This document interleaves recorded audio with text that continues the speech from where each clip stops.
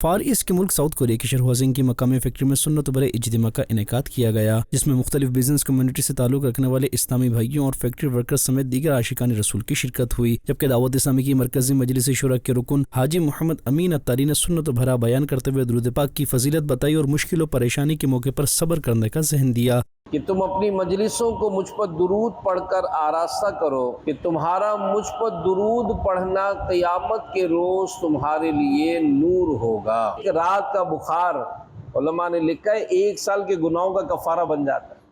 بندہ صبر تو کرے، لیکن ہمارے یہاں یہ چیزیں نہیں ہیں۔ نبی کے نام لیوا غم سے گھبرا یا نہیں کرتے۔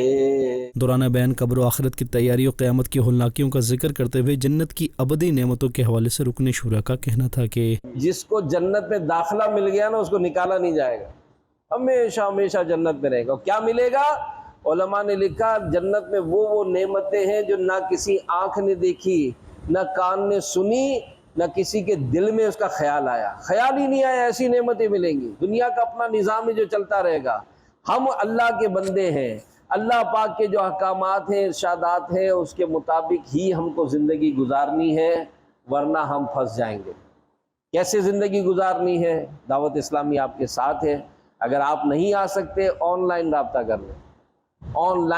کر لیں، انشاءاللہ آپ کو دین سکھانے کا، قرآن سکھانے کا اہتمام دعوت اسلامی کے موجود ہے۔ جبکہ نماز کی ادائیگی کے بعد رکن شورا نے دعا کروائی اور اختتام پر صلاۃ و سلام پڑھا گیا۔ دوسرے موقع پر رکن شورا کی اسلامی بھائیوں سے ملاقات و نیکی کی دعوت کا سلسلہ بھی ہوا۔ ادھر ساؤتھ کوریا کے دوسرے سٹی انچن کے علاقے سونگدو کے ایک ریسٹورینٹ میں بھی نیکی کی دعوت کا سلسلہ ہوا، جس میں مختلف شعبات سے وابستہ عاشقان رسول کی شرکت ہوئی۔ پروگرام کے آغاز میں تلاوت قرآن پاک کی گئی اور نگران ساؤتھ کوریا مشاورت نے کلام پڑھا، جبکہ رکن شورا حاجی محمد امین اتاری نے سنت بھرا بیان کیا۔ یقیناً مسلمان کے دل میں اپنے نبی کی عظمت و شان ہونی ہی چاہیے، اور پھر ان کے جو اوصاف بیان ہوئے اس کا ذکر پڑے، ان کے جو واقعات ہیں، تو یہ سب ہمارے لیے لیسن ہے کہ وہ اتنی عظمت و شان کے مالک ہونے کے باوجود اگر ان سے کوئی مس بیہیو کرتا تو خود سرکار علیہ الصلوۃ والسلام کی سیرت ہمیں کیا سکھاتی ہے؟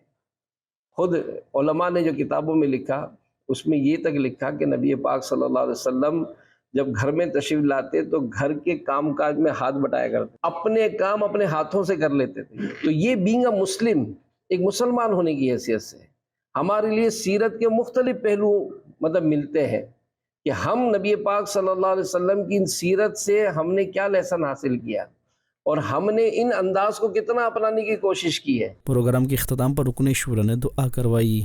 کربلا کا واسطہ ہمارے گناہوں کو نیکیوں سے تبدیل فرما دے۔ یا اللہ پاک ہم پر اپنی خاص نظر رحمت عطا فرما۔ ساؤتھ کوریا میں جتنے عاشقان رسول یا اللہ روزی روزگار کے لیے حاضر ہوئے، یا اللہ ان کی غیب سے مدد فرما، خوشحالیاں نصیب فرما۔